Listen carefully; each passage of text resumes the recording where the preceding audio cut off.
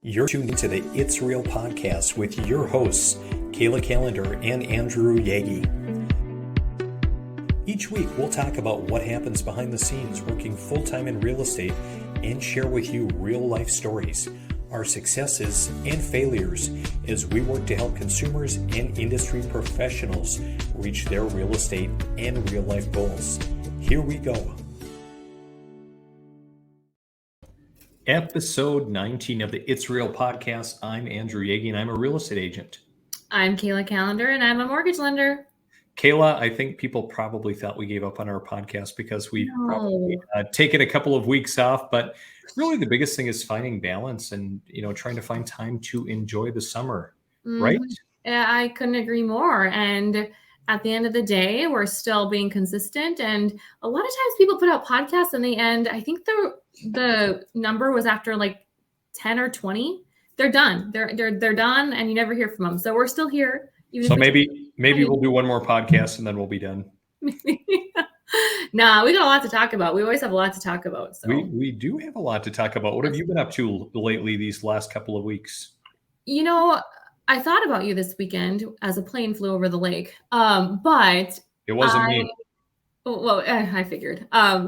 I, for the first time, took a weekend, and this might sound crazy to those listening, but I relaxed. I wasn't working on anything. We didn't have projects at the lake. We're to that point where we're ready to go. So it's amazing how your mindset shifts when you take the time to just focus on you for a little bit, take time to just unwind. And I did that this weekend. And I'll tell you, I was much more ready for the hustle and bustle of the week than I haven't in a while, all because I took a little relaxation. So that's what I did this weekend. Went to the lake, hung out, chilled, and it was fabulous. So it was great. What about you? What's new in your world?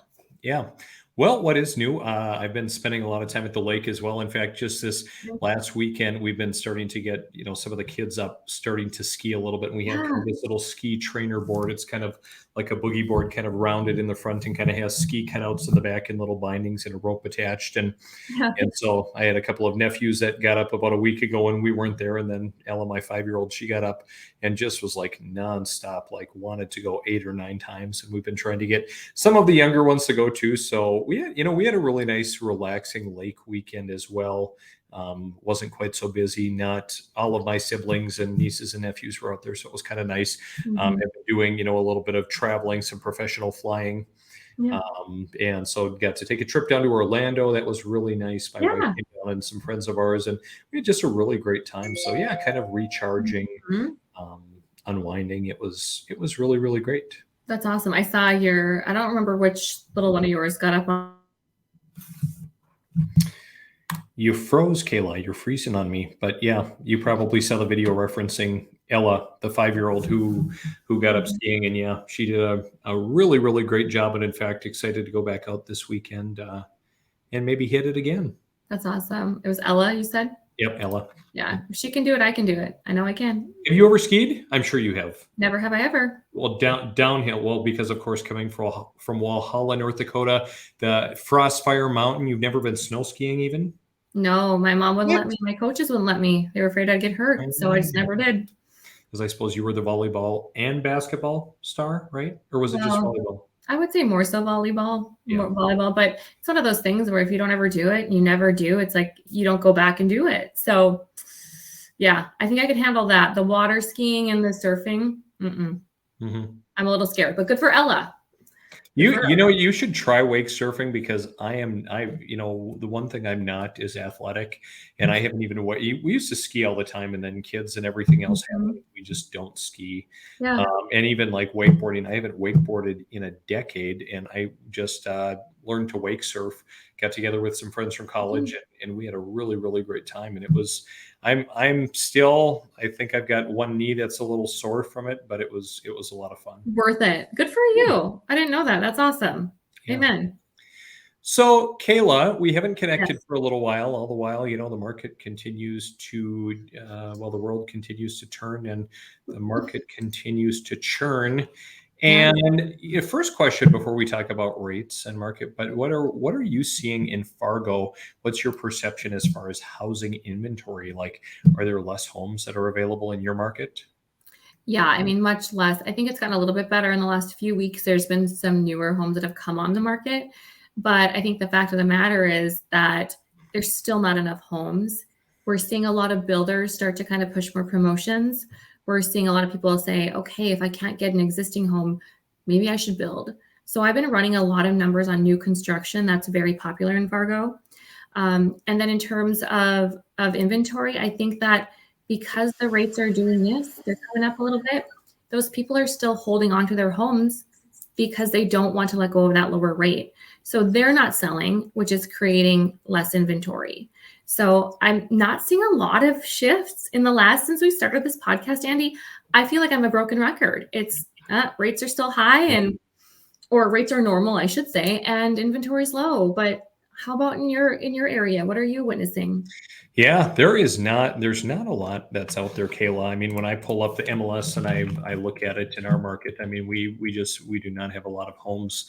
Um, and as rates continue to be high, I feel like, normally you get around the 4th of July, like we've talked Yeah. before, and things are maybe a little bit slower as people are enjoying the holiday. And usually it starts to pick up as people Mm-hmm. are kind of thinking, hey, where do I want to be this fall or before year end? But even some of the properties I've put up recently, it just seems like there hasn't been as much activity on some homes, Mm-hmm. as I would expect. And probably a big reason, Kayla, again, those rates. And like one of our favorite resources, Mortgage News Daily, says Mm-hmm. today mortgage rates basically back to 9-month highs. Mm-hmm. So talk about that a little bit from your angle now, because you have to be working pretty closely with some pretty motivated buyers. And Mm-hmm. what's this doing to them? Give me an Yeah, example. I've got a buddy out in Michigan and he is a big producer and he told me his numbers lately and he goes, well, Kayla, my numbers are low, but I've got a ton of pre-approvals just waiting.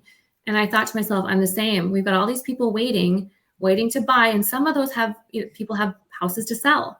However, I'm finding that I'm running numbers constantly. And it's almost like clients are just hoping maybe it's not the same amount every time.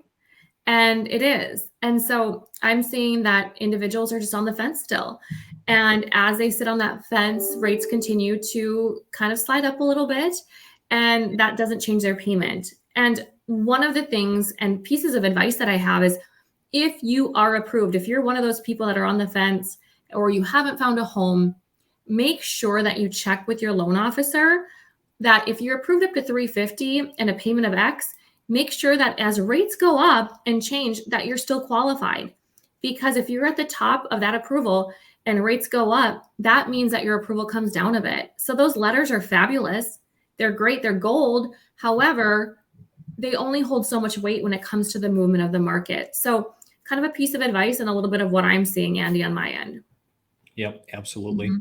And I've been, kind of as an agent on the agent side, been really, really careful about, working with some of the buyers I have and say, hey, are you Mhm. absolutely sure that this is going to work? And even double checking with lenders saying, hey, is this really going to work? Because there's nothing worse than, getting down the road a little bit and the lender saying, hey, this just isn't going to work.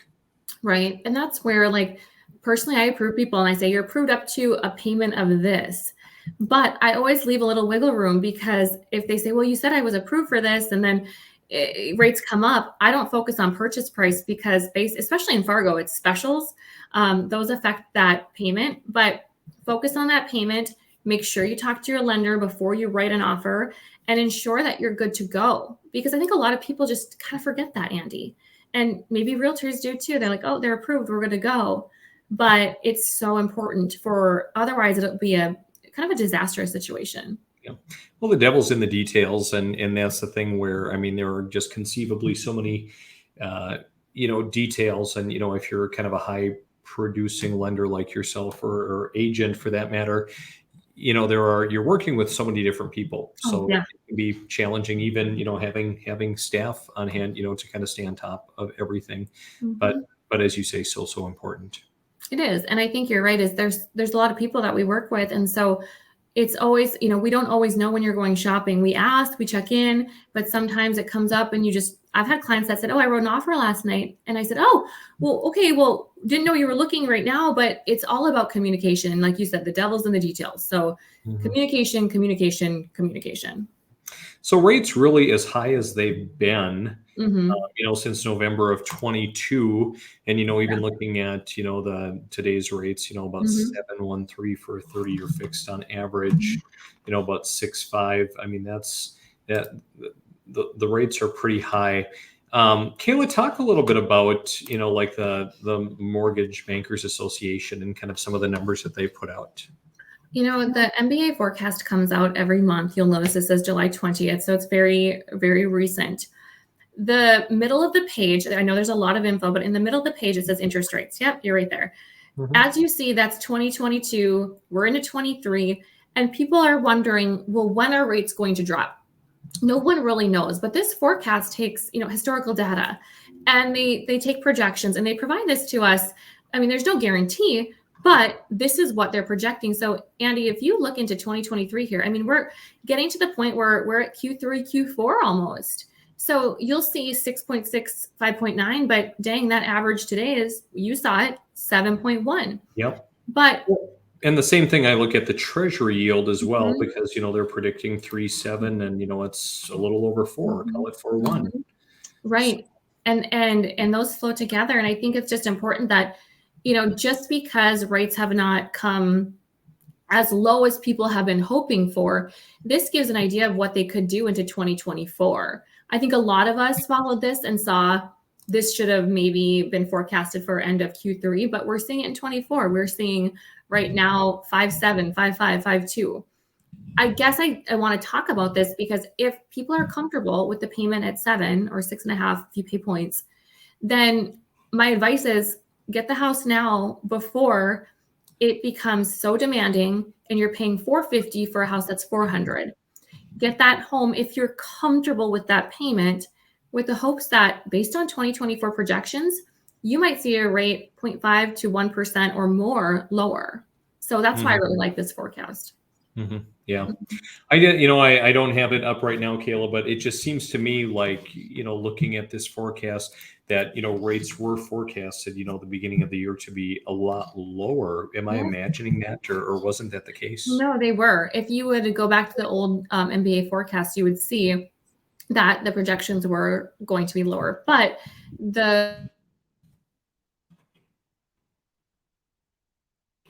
You're as cold as ice today, Kayla. Freezing up on me. Hopefully we see that occur in 24. I lost you for a couple of seconds. I lost you too, Andy. Yeah, well, I think you need some better internet. I think I need a different laptop that's at home because my other one's not working. In the meantime, I did find the January numbers. So they had said, kind of by Q3 5.4 and 3.2, 6.6 and 3.7. So yeah, they they were predicting by the end of the year, 5.2, and now they're 5.9. So we'll see. But Kayla, I think what it comes down to is, when we're looking at these numbers again, and not to sound like a broken record, but I still counsel people all the time. And I have more and more people coming into my office who want to sit down and talk scenarios and talk about their situation. And I would still tell people, if you don't need to buy or sell, maybe don't. But obviously, if there's some compelling reason to do something, you have that dream property comes along, that lake property, whatever it is, make the move. But, if not, I think better days are ahead. And if it makes sense to wait, go ahead and wait. And I think, too, that I love that you say that. No one says you have to buy or sell. However, if there is something that's moving you, that's a compelling reason, whether it's you need more space, you have to move for work, just know that there is some hope out there of some relief in rates at some point. When? No one knows. Absolutely. I think, one thing I just want to key in before we kind of put this report to bed, Kayla, just the fact, kind of looking at the averages, 5.9 for 2023, 4.9 for 24, and 4.6 for 2025. Again, things haven't moved exactly as quick as we would like, but I look at that as optimistic. And I think it's going to be helpful. My prediction though, going forward, Kayla, even with these rates coming down, I think it's still going to be a seller's market going forward. I don't see any end in sight to that. Mhm. And I know at a certain point it has to shift a little bit more, but we just have such low inventory. In fact, I'm having quite frequent meetings, with, city government, county government, other, business leaders, developers, talking a lot about housing. And, obviously it's an issue everywhere, even in Fargo, where there are a ton of builders that are building, but Right. especially down, in my area and in rural America, affordable housing Mhm. is a problem. So, one of my, commitments is I'm going to get out there and I'm going to do what I can to kind of work on it to help solve that. Mhm. And again, help just with this inventory crisis, help those 33-year-old millennials who are Mhm. living in mom and dad's basement, Yeah. find the house of their dreams that they can afford. Agreed. Agreed. Well, and would you say in your area and probably nationally, if you're going to be buying, you'll want to find a new home before listing your home? Where do you stand on that, Andy? As far as like if someone comes to me and they want to find a home before they sell. Yeah, if you got someone that has a house to sell and a home to buy, what Mhm. are you advising in terms of this is the steps to take from here? Well, number one, call Kayla. Yeah. Because you really have to have that financial plan in place. And Yep. so we still have people come to us, hey, I just want to fall in love with the house, and then it just doesn't work. Was counseling someone the other day who does have a house to sell, but financially they Mhm. don't have to, and they're going to Mhm. be more well positioned, Yeah. to make a move. And again, hard for people that have a home to sell or need financing to compete with a baby boomer that maybe has cash or something like that. So really have that plan in Mhm. place. I'm getting a lot of people that want to go non-contingent, meaning they want to be approved for both homes so that their offer is stronger. And so I'm seeing a lot of that lately where they should be selling their house to get the equity to put down towards the new home. But in order to get the home, they're having to tell the seller, well, I can afford both. If my house doesn't sell, it's okay. Yep. I'm seeing a ton of that lately. Yep. Yep. And their house will sell. I've had to counsel a few Mhm. people on, hey, get your house on the market, get it sold, find a short-term rental scenario, because that's Yeah. about the only way that you're going to find success, Mhm. unless you just sit and stay where you're at. Yeah. So, And I feel like we've been in that market before, and it's a matter of being strategic with your team, with your lender, with your realtor, because how you package up an offer, what you're approved for, what you can do, it is so important that you're not just shopping rates as a consumer. Don't just be like, oh, who's got the lowest rate? Guaranteed, you can hop online and find someone for an eighth of a point lower for cost or yeah. rate, but make sure that you are interviewing your realtor and your lender and saying, how are you preparing me for this market? What strategies do you have? Because so often people don't even know what to ask. So they just ask lenders, what's the rate? And Yep. realtors, what are you charging? Yep. Do your What's the research. price? What are you actually doing? Exactly. So that's kind of the biggest wins that I'm seeing is that we are getting strategic. We're getting smarter. We're setting our clients up for success. We're not just saying, hey, here's a rate. See you later. Mm, Same with you. You're not saying, I'm going to list your home for X, but okay, we'll do that. You're saying, here's the value. This is important. So that's a piece of advice I have for people shopping right now. I love it, Kayla. Absolutely love it. And I'd also invite anyone who's listening or watching this, if you do have questions, reach out to either one of us. Always happy to connect with people. And on that, note to Kayla, would invite anyone if they have ideas or questions or potential topics that they'd like to see us discuss, or maybe something contentious to debate a little bit. We'd love to have that. I know some of our upcoming shows, we're going to work in a couple of different angles, maybe some guests as well. So always appreciate those that tune in, and always open to feedback and ideas as well. Well, one of the feedbacks was that I do the introductions more often. So Well, hey, for episode 20 and from episode 20 to 40, you're in the hot seat. gosh, I just have to work on my radio voice, Andy, to be more like you. So I'll work on that between now and then.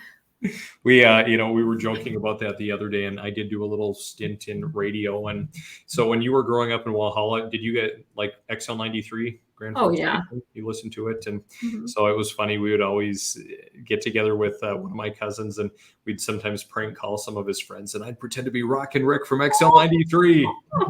And then one time we said, and of course a hit music, top 40 station giving away We Fest tickets, and someone was like, why is XL93 giving away WeFest tickets? Yeah, right. Because wasn't it Froggy or Bob or something at that point? Or Yeah. yeah, God, I don't even remember. yeah. It's Gosh, been so long, I but can see you doing that, Andy. yeah, yeah. Very scandalous of you. Well, you work on that radio voice, and we'll put you in the hot seat for episode Sounds 20 great. and beyond. I love it. Back to you, Andrew. Love it. Well, Kayla, great connecting with you as always. Have a great week, and let's commit to seeing each other next week. How about that? Sounds like a plan. I love it. Hey, see you, Kayla. Bye. Take care.